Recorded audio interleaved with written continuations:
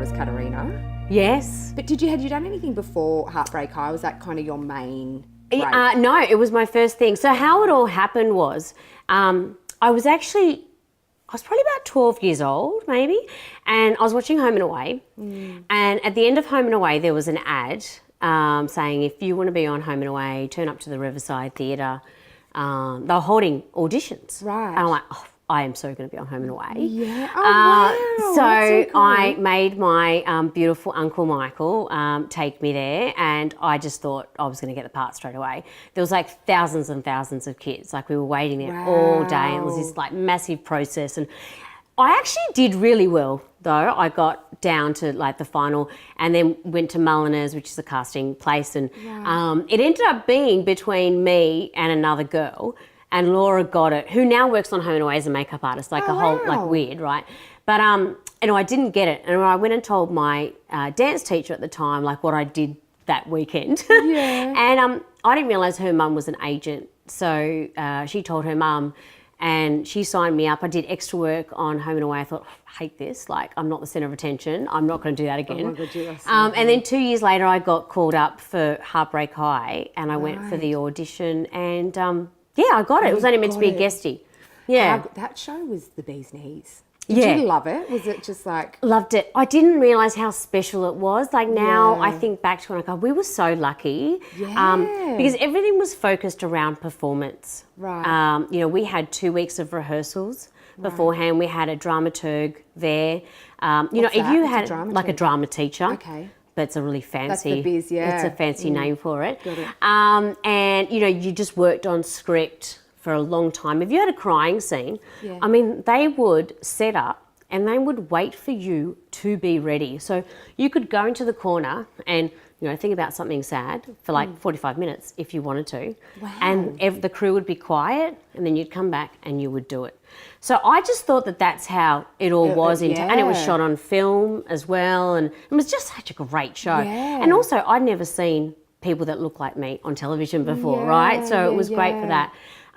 But when I finished Heartbreak and then I went on to Breakers, which was a soap, I didn't realise that people didn't wait for you to get ready for a performance. Right. I had no idea. So I just remember like doing this crying scene, and the director's like, okay, so whenever you're ready, Ada.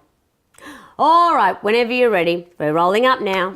Look, now we're waiting for you. I'm like, this is so bad that they're not letting me have my moment. No, I'm trying to get sad here. I couldn't believe that I had it so good at Heartbreak. Yeah, right. So it was a really special time. Some of my best friends are still from Heartbreak as well. And I was a baby. Like I was 16 years old. Was it like that because you guys were so young? Was there a different rules for them, or it was just a different time and a different special show? It's a bit of both. So the producer was amazing, Ben Gannon. He was incredible, and he created that atmosphere, and it was a real sort of family orientated show. Yeah. But I was the youngest. They were all a lot older. Right. When they were out partying and doing all that sort of stuff. I was from HSC, so I didn't do anything like that. But you're so right, though. There wasn't many people that did, because growing up in the area that you grew up in, and high school was a bit rough, you were saying. And were there other people that were different nationalities at that but school? not Greek. Right. It was mainly like a lot of Aboriginal kids and Torres Strait Islanders. Right. But not a lot of, there was no Greeks. There was one, John Skandalis.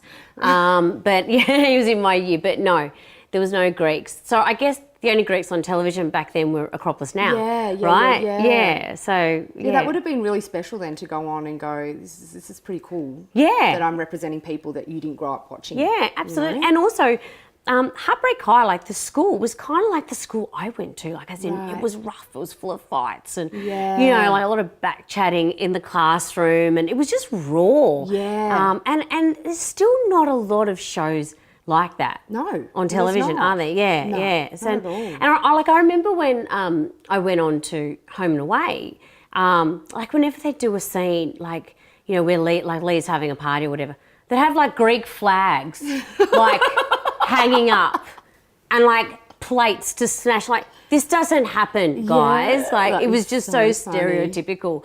So, you know, I felt like I had to sort of educate everyone. But Heartbreak wasn't like that. You know, it's just that's who we were. We were Greek or Italian or whatever, and that's just who we were. And that's Australia. Like, it's multicultural, you know? Totally. Yeah. So if you had got that original role you went for in Home and Away, your career could be really different.